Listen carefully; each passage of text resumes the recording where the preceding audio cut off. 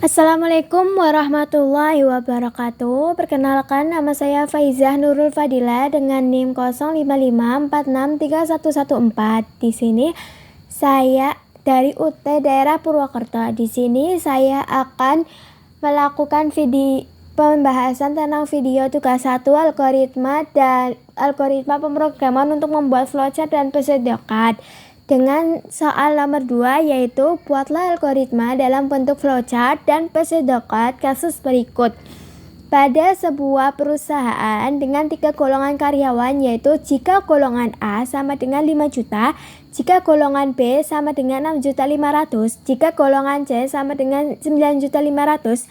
Jika karyawan tersebut lembur, maka mereka dibayar per jam dengan ketentuan sebagai berikut. Jika karyawan lembur 1 jam, maka gaji lemburnya 30% dari gaji pokok. Jika karyawan lembur 2 jam, maka gaji lemburnya 32% dari gaji pokok. Jika karyawan lembur 3 jam, maka gaji lemburnya 34% dari gaji pokok. Jika karyawan lembur lebih dari 5 jam, maka gaji lemburnya 38% dari gaji pokok. Inputan pada flowchart dan pseudoCAD adalah golongan karyawan dan jam lembur. Outputnya adalah jumlah penghasilan gaji golongan ditambah gaji lembur. Yuk ikuti langkah-langkah untuk membuat flowchart dan pseudoCAD bersama saya. Langkah pertama untuk membuat flowchart yaitu kita akan membuat flowchart di aplikasi Flowgorism. Aplikasi Flowgorism bisa didapatkan di Google dengan cara di-downloadnya. Berhubungan saya sudah mendownload aplikasi Flowgorismnya, kita akan langsung membuka aplikasinya. Lalu muncul aplikasi dari Flowgorism, yaitu seperti pada gambar layar di sini. Kita akan membuat flowchart yaitu dengan berbagai bentuk. Awal dari membuat flowchart itu langsung ditampilkan dengan bagian main dan end, mulai dan selesai. Itu adalah bagian penting dari membuat flowchart. Jadi bagian dari bentuk mulai dan selesai sudah tercantum di dalam layar dari aplikasi bawahannya. Selanjutnya kita akan membuat berbagai bentuk sesuai dengan pertanyaan yang ada di soal tugas 1. Dengan membuat bentuk yang lain, yaitu dengan kita mengklik tanda panahnya yang di bawah itu, yang tanda panah arah ke bawah, kita klik dulu, terus nanti dari kita mengklik tanda panahnya kita akan dimunculkan berbagai bentuk yang akan kita buat. Ada bentuk belah ketupat, ada bentuk jajar genjang, ada bentuk trapesium, dan lain-lain. Kita awalnya untuk membuat flowchart yaitu kita akan mendeskripsikan atau memvariabelkan apa saja yang akan kita buat.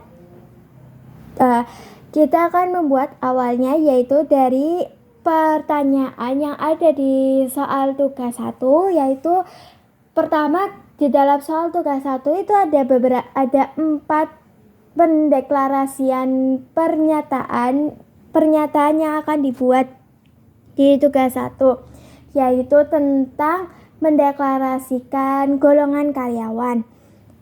Setelah kita mengklik, awalnya adalah kita akan mendeklarasikan golongan karyawan, terus yang kedua kita akan mendeklarasikan variabel jam lembur, yang ketiga kita akan mendeklarasikan variabel gaji karyawan, yang keempat kita akan mendeklarasikan variabel gaji lembur sesuai pernyataan yang ada di dalam pertanyaan tugas nomor 1, yaitu terdapat 4 hal itu. Setelah kita sudah tahu akan mendeklarasikan apa saja, maka kita akan membuat bentuk untuk macam-macam keempat pendeklarasian itu. Yang pertama adalah dengan cara kita akan mengklik bagian tanda panahnya, lalu habis itu nanti muncul berbagai bentuk. Nah, kita akan mendeklarasikan, di situ ada nanti tulisannya, di berbagai bentuk itu ada tulisannya variabel deklarasi. Variabel deklarasi itu nanti kita akan mengklik itu yang bentuknya adalah persegi panjang. Nah, kita mengklik variabel deklarasinya, lalu di variabel deklarasinya nanti bentuknya muncul di dalam layar di dalam layar flow-garismen. Terus ketika bentuknya sudah muncul, kita akan menamai deklarasi yang pertama itu dengan cara mengklik bentuk persegi panjangnya, yaitu klik nanti muncul akan diberi nama apa. Awalnya kita akan memberi nama golongan karyawan. Lalu di bawahnya ada berbagai jenis tipe. Nah, kita akan mendefinisikan tipenya apa. Golongan karyawan termasuk menggunakan tipe data string karena golongan karyawan itu menggunakan huruf atau karakter. Lalu yang kedua, setelah pendeklarasian satu sudah selesai, kita akan mengklik tanda panah lagi. Juga kita akan memilih deklarasi lagi bentuk persegi panjang sesuai seperti yang langkah pertama. Terus kita akan menuliskan jam lembur. Tipe datanya adalah integer karena tipe data jam lembur adalah angka. Terus yang ketiga yaitu kita akan mendeklarasikan lagi dengan cara mengklik tanda panah. Kita akan memilih deklarasi, terus kita akan menamainya menjadi gaji karyawan. Gaji karyawan yaitu tipe datanya adalah integer karena menggunakan angka. Terus yang selanjutnya juga kita akan mengklik lagi tanda panah.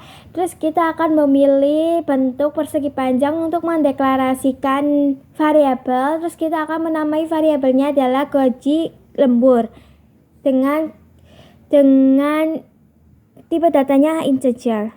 Selanjutnya untuk langkah yang kedua yaitu kita akan membuat input. Input yang pertama saya akan membuat input golongan karyawan.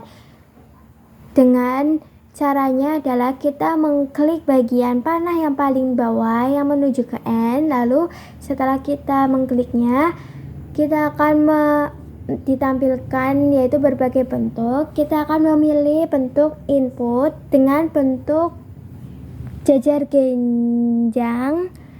Terus nanti kita akan tuliskan nama inputannya yaitu input golongan karyawan.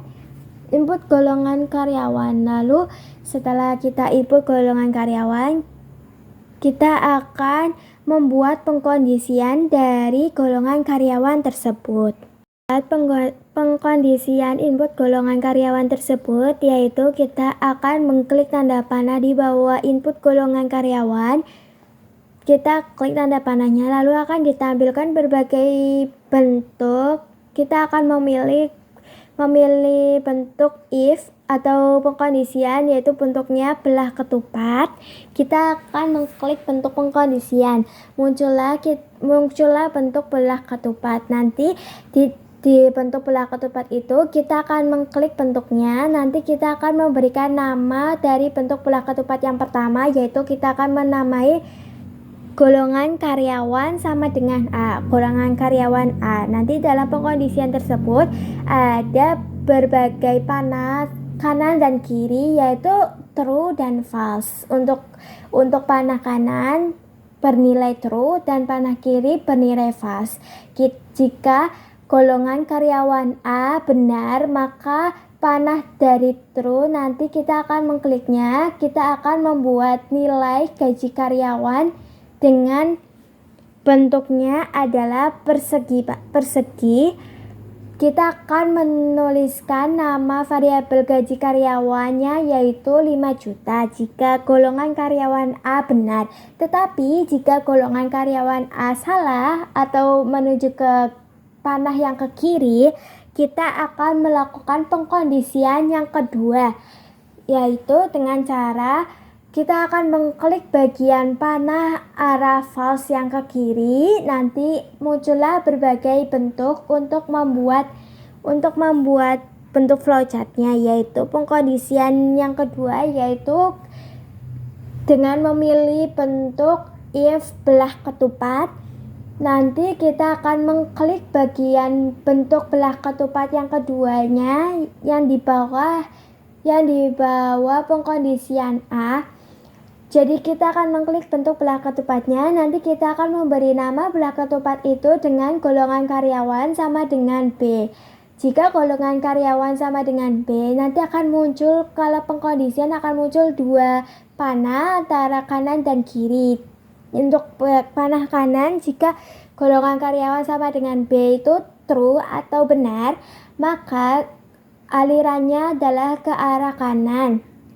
Sehingga kita akan memencet tanda panah kanan yang bernilai true, yaitu kita akan memencetnya. Terus nanti kita akan memberikan nilai dari golongan karyawan yang B, yaitu dengan nilai nama variabelnya adalah gaji karyawan 6.500.000. Tetapi jika salah, golongan karyawan B salah, maka kita akan menggunakan panah yang arahnya ke kiri atau bernilai false, salah, yaitu nanti kita akan dipencet lagi panah itu. Nanti kita akan melakukan pengkondisian selanjutnya, yaitu pengkondisian yang ketiga. Pengkondisian yang ketiga yaitu kita akan memilih pengkondisiannya, yaitu memilih bentuk belah ketupat. Pengkondisian yang ketiga, nanti belah ketupat itu diklik, nanti diberi nama golongan karyawan yang sama dengan C, golongan karyawan C.